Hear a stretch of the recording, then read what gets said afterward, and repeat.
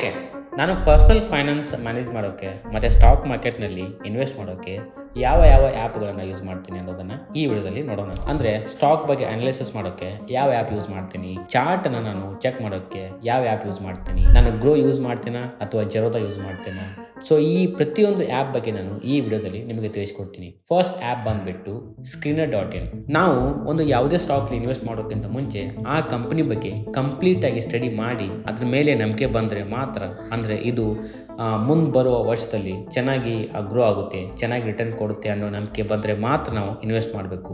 ಒಂದು ಕಂಪ್ನಿ ಬಗ್ಗೆ ಫಂಡಮೆಂಟಲ್ಸನ್ನು ಸ್ಟಡಿ ಮಾಡಬೇಕು, ಅದರದ್ದು ಮ್ಯಾನೇಜ್ಮೆಂಟ್ ಹೇಗಿದೆ ಪ್ರತಿಯೊಂದು ನಾವು ಸ್ಟಡಿ ಮಾಡಬೇಕು. ಒಂದು ಕಂಪ್ನಿ ಬಗ್ಗೆ ಸ್ಟಡಿ ಮಾಡೋದು ಅಷ್ಟೊಂದು ಈಸಿ ಅಲ್ಲ, ಬಟ್ Screener.in ಇದನ್ನು ಈಸಿ ಮಾಡಿಕೊಡುತ್ತೆ. ನಾನು ಸ್ಟಾರ್ಟಿಂಗಿಂದ ಕೂಡ ಇದನ್ನೇ ಯೂಸ್ ಮಾಡ್ತಿರೋದು. ಒಂದು ಕಂಪ್ನಿ ಬಗ್ಗೆ ಸ್ಟಡಿ ಮಾಡೋಕೆ ಏನೇನು ಬೇಕಲ್ಲ ಒಬ್ಬ ರಿಟೇಲ್ ಇನ್ವೆಸ್ಟರ್ಗೆ, ಪ್ರತಿಯೊಂದು ಈ ವೆಬ್ಸೈಟಲ್ಲಿ ನಮಗೆ ಸಿಗುತ್ತೆ. ಫಾರ್ ಎಕ್ಸಾಂಪಲ್, ನಾವು ಟೈಟನ್ ಸ್ಟಾಕ್ ಬಗ್ಗೆ ಸ್ಟಡಿ ಮಾಡ್ತಾ ಇದ್ದೀವಿ ಅಂತ ಅನ್ಕೊಳ್ಳಿ. ಅದರ ಮಾರ್ಕೆಟ್ ಕ್ಯಾಪ್ ಎಷ್ಟು, ಅದು ಯಾವ ಸೆಕ್ಟರಲ್ಲಿ ಬರುತ್ತೆ, ಅದರ ಹಿಸ್ಟ್ರಿ ಏನು, ಮತ್ತೆ ಪ್ರತಿಯೊಂದು ಕೂಡ ನಾವು ಸಿಂಪಲ್ ಆಗಿ ಇಲ್ಲಿ ನೋಡ್ಬೋದು. ಟೈಟನ್ ಕಂಪನಿ ಕಾಂಪಿಟೇಟರ್ಸ್ ಯಾರ್ಯಾರು, more importantly Titan company quarterly, annually numbers ಹೇಗಿದೆ, sales growth, profit growth, stock return, share holding pattern, ಮತ್ತೆ ಕಂಪನಿ ಆನ್ಯುವಲ್ ರಿಪೋರ್ಟ್ ಕೂಡ ನಾವು ಇಲ್ಲೇ ಚೆಕ್ ಮಾಡ್ಬೋದು. ಮೋರ್ ಇಂಪಾರ್ಟೆಂಟ್ಲಿ ಈ ವೆಬ್ಸೈಟ್ ಫ್ರೀ ಇದೆ. ನಾವು ಯಾವುದೇ ಪೇ ಮಾಡೋ ಅವಶ್ಯಕತೆ ಇಲ್ಲ ಕಂಪನಿಯನ್ನು ಸ್ಟಡಿ ಮಾಡೋಕೆ, ಮತ್ತೆ ಯಾವ ಆ್ಯಡ್ಸ್ ಕೂಡ ರನ್ ಆಗಲ್ಲ. ಸಿಂಪಲ್ ಇದೆ. ಒಬ್ಬ ರಿಟೇಲ್ ಇನ್ವೆಸ್ಟರ್ಗೆ ಕಂಪನಿ ಬಗ್ಗೆ ಏನೇನು ತಿಳ್ಕೊಬೇಕಲ್ಲ ಆ ಪ್ರತಿಯೊಂದು ಡೀಟೇಲ್ಸನ್ನು ಇಲ್ಲಿ ಕೊಟ್ಟಿದ್ದಾರೆ. Screener.in ಬಿಟ್ಟರೆ ಕೆಲವೊಂದ್ಸರಿ ನಾನು ಈ ಟಿಕೆಟ್ ಟೇಪನ್ನು ಯೂಸ್ ಮಾಡ್ತೀನಿ, ಅದು ಕೂಡ ಚೆನ್ನಾಗಿದೆ. Second app trading view.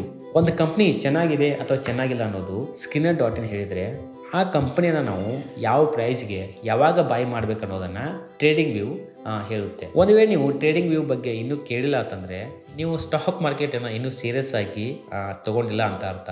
ಅಷ್ಟು ಫೇಮಸ್ ಇದೆ ಟ್ರೇಡಿಂಗ್ ವ್ಯೂ.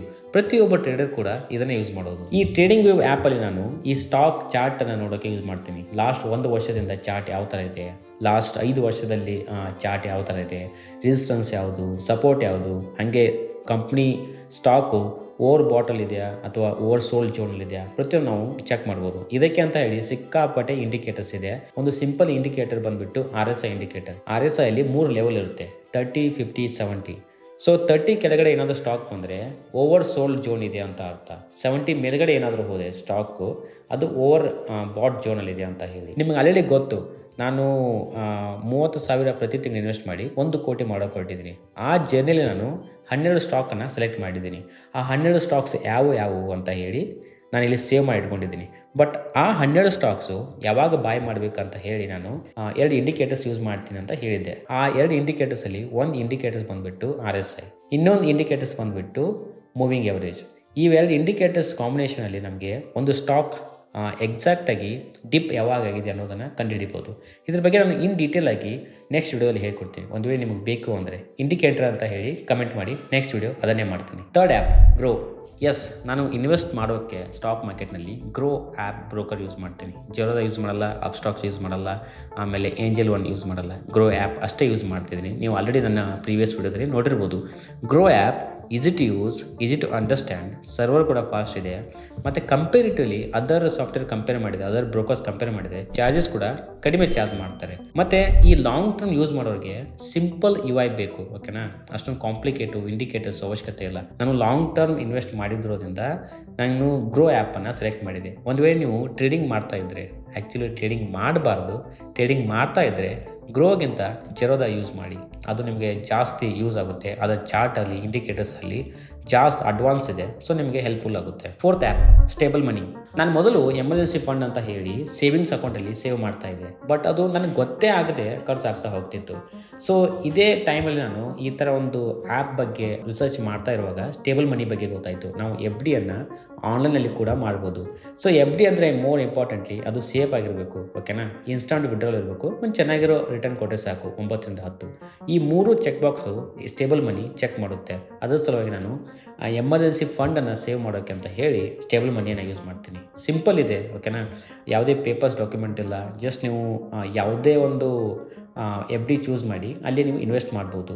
ಇಲ್ಲಿ ಲೋಕಲ್ ಬ್ಯಾಂಕ್ಸ್ ಯಾವುದಿರಲ್ಲ, ಪ್ರತಿಯೊಂದು RBI ಇನ್ಶೂರೆನ್ಸ್ ಬ್ಯಾಂಕೇ ಇರುತ್ತೆ, ಓಕೆನಾ. HDFC, ಆಕ್ಸಿಸ್ಸು, ಯಾವ ಥರ ಈ ಮ್ಯೂಚುವಲ್ ಫಂಡ್ಸು ಗ್ರೋ ಆ್ಯಪಲ್ಲಿ ಲಿಸ್ಟ್ ಆಗಿರುತ್ತಲ್ಲ, ನಾವು ಬೇಕಾದ ಮ್ಯೂಚುವಲ್ ಫಂಡ್ ಇನ್ವೆಸ್ಟ್ ಮಾಡ್ಬೋದು. ಅದೇ ಥರ ಬ್ಯಾಂಕ್ಗಳ FDಗಳು ಈ ಸ್ಟೇಬಲ್ ಮನಿಯಲ್ಲಿ ಲಿಸ್ಟ್ ಆಗಿವೆ. ನಮಗೆ ಯಾವ್ದು ಬೇಕು ಅದನ್ನು ಚೂಸ್ ಮಾಡಿ ಇನ್ವೆಸ್ಟ್ ಮಾಡ್ಬೋದು. ಎಮರ್ಜೆನ್ಸಿ ಫಂಡ್ ಬಗ್ಗೆ ನಿಮ್ಗೆ ಗೊತ್ತಿಲ್ಲ ಅಂದರೆ ನೀವೊಂದು ಇಂಪಾರ್ಟೆಂಟ್ ಪರ್ಸ್ನಲ್ ಫೈನಾನ್ಸ್ ಫಸ್ಟ್ ಸ್ಟೆಪ್ಪನ್ನೇ ಮಿಸ್ ಮಾಡ್ತಾ ಇದ್ದೀರಾ. ಅದ್ರ ಬಗ್ಗೆ ನೀವು ಈ ವಿಡಿಯೋದಲ್ಲಿ ನೋಡಿ. ಎಮರ್ಜೆನ್ಸಿ ಫಂಡ್ ನಾವು ಯಾಕೆ ಕ್ರಿಯೇಟ್ ಮಾಡ್ಕೋಬೇಕು, ಅದರಿಂದ ಏನು ಹೆಲ್ಪ್ ಇದೆ ಅಂತ ನಿಮಗೆ ಗೊತ್ತಾಗುತ್ತೆ. So for emergency fund purpose I am using stable money. Fifth app notion. ನಾನು ಯಾವಾಗ ನೋಷನ್ ಯೂಸ್ ಮಾಡೋಕ್ಕೆ ಸ್ಟಾರ್ಟ್ ಮಾಡಿದ್ದಲ್ಲ, ಆವಾಗಿಂದ ನನ್ನ ಲೈಫ್ ಕಂಪ್ಲೀಟ್ ಚೇಂಜ್ ಆಗಿದೆ ಅಂತ ಅನ್ಕೋಬೋದು. ಯಾಕಂದರೆ ನಂದು ಲೈಫ್ ಒಂಥರ ಅನ್ಆರ್ಗನೈಸ್ ಇತ್ತು, ಅದನ್ನು ಆರ್ಗನೈಸ್ ಮಾಡಿದ್ದೆ ನೋಷನ್ ಆ್ಯಪು. ಈ ನೋಷನ್ ಆ್ಯಪನ್ನು ನಾನು ನನ್ನ ಸೆಕೆಂಡ್ ಬ್ರೇನ್ ಅಂತ ಹೇಳಿ ಯೂಸ್ ಮಾಡ್ತಿದ್ದೀನಿ. ಬೇಸಿಕಲಿ ನೋಷನ್ ಆ್ಯಪಲ್ಲಿ ನಾನು ಪ್ರತಿಯೊಂದು ಟ್ರ್ಯಾಕ್ ಮಾಡ್ತಾಯಿದ್ದೀನಿ.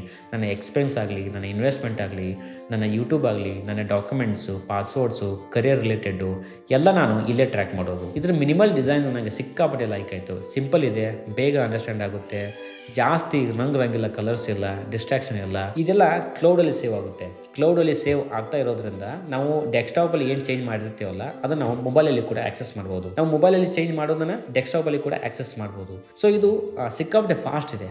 More importantly this is completely free. This is really free. And even ಅವರು ಪೇಡ್ ವರ್ಜನ್ ಮಾಡಿದರೂ ಕೂಡ ನಾನು ಪೇ ಮಾಡೋಕ್ಕೆ ಕೂಡ ರೆಡಿ ಇದ್ದೀನಿ. ಅಷ್ಟು ನೋಷನ್ ಹೆಲ್ಪ್ಫುಲ್ ಇದೆ. ಒಂದು ವೇಳೆ ನೀವು ಇನ್ನೂ ಟ್ರೈ ಮಾಡಿಲ್ಲ ಅಂದರೆ ಟ್ರೈ ಮಾಡಿ, ನಿಮಗೆ ಯೂಸ್ ಆಗುತ್ತೆ. ಬೈ ದ ವೇ, ಈ 5 ಆ್ಯಪ್ಸಲ್ಲಿ ನನಗೆ ಯಾವುದೇ ಆ್ಯಪ್ ಕೂಡ ಸ್ಪಾನ್ಸರ್ ಮಾಡಿಲ್ಲ. ನಾನು ಪರ್ಸ್ನಲ್ ಆಗಿ ಈ ಆ್ಯಪ್ಗಳನ್ನ ಯೂಸ್ ಮಾಡ್ತಿರೋದ್ರಿಂದ ನಿಮಗೆ ರೆಕಮೆಂಡ್ ಮಾಡ್ತಾ ಇದ್ದೀನಿ, ಹೆಲ್ಪ್ ಆಗಲಿ ಅಂತ ಹೇಳಿ. ಹಾಗೆ ನಾನು ಹೇಳಿದೆ ಅಂತ ಹೇಳಿ ನೀವು ಕಂಪಲ್ಸರಿ ಅದನ್ನು ಯೂಸ್ ಮಾಡಲೇಬೇಕು ಅಂತ ಇಲ್ಲ. ನಿಮಗೆ ಯಾವ್ದು ಬೇಕೋ ಅದನ್ನ ಯೂಸ್ ಮಾಡಿ. ಬಟ್ ನಾನು ಹೇಳಿರುವಂಥ ಆ್ಯಪಲ್ಲಿ ನೀವು ಯಾವುದಾದ್ರೂ ಯೂಸ್ ಮಾಡಿಲ್ಲ ಅಥವಾ ಕೇಳದೇ ಇದ್ದಿದ್ರೆ ಒಂದು ಸರಿ ಟ್ರೈ ಮಾಡಿ, ನಿಮಗೆ ಇಷ್ಟ ಆಗುತ್ತೆ. ಇಷ್ಟ ಆಗದೇ ಇದ್ದರೆ ಪರವಾಗಿಲ್ಲ, ಬೇರೆ ಆ್ಯಪ್ ಟ್ರೈ ಮಾಡೋದು. ಬೈ ದ ವೇ, ನಾನು ಪ್ರತಿಯೊಂದು ಆ್ಯಪ್ ಏನು ಮೆನ್ಷನ್ ಮಾಡಿದ್ದೀನಲ್ಲ ಅದರ ಲಿಂಕನ್ನು ನಾನು ಡಿಸ್ಕ್ರಿಪ್ಷನ್ ಕೊಟ್ಟಿರ್ತೀನಿ. ಒಂದು ವೇಳೆ ನೀವು ಎಮರ್ಜೆನ್ಸಿ ಫಂಡ್ ವಿಡಿಯೋ ನೋಡಿಲ್ಲ ಅಂದರೆ I highly recommend you to watch at least once. Okay, click here to watch emergency fund video.